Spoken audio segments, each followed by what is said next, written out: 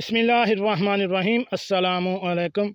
नाज़रीन, घर का डॉक्टर में खुश आमदीद कहते हैं।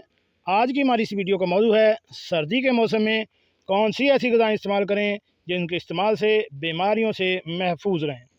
चलिए नाज़रीन, शुरू करते हैं आज की वीडियो।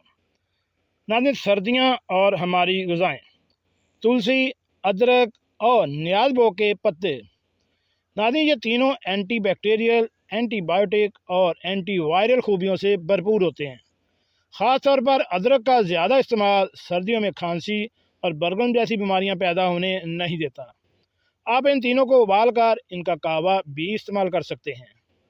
काली मिर्च, अजवाइन और हैंग, इन तीनों चीज़ों को अपनी खुराक, रोज़ाना की खुराक में शामिल करें। ख़ास तौर पर अपनी चाय और कहवे में इसका इस्तेमाल बढ़ाएं ताकि आपको सर्दी ना लगे। काली मिर्च, अजवाइन और हींग आपके जिस्म की गर्माइश को बरकरार रखती है। कम और बारीक लिबास पहनने पर भी आपको सर्दी नहीं लगने देती।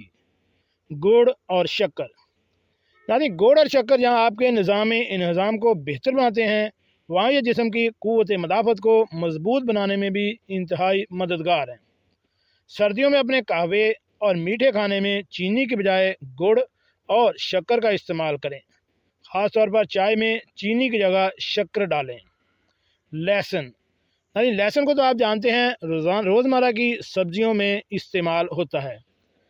लहसुन अपनी एंटीबैक्टीरियल और एंटीवायरल खूबियों की वजह से सर्दियों की सबसे ज़बरदस्त खुराक है, जो बेशुमार खूबियों के साथ साथ सर्दी में हमारी क़ुव्वत मदाफ़त को मज़बूत बनाता है और हमें सर्दी के असरात से महफूज रखता है। इन खानों के साथ साथ सर्दियों में दूध, मछली और पानी का इस्तेमाल भी करें और सारी सर्दियाँ मुआलिज से महफूज रहें और सर्दियों के मौसम से खूब लुत्फ़अंदोज़ हों।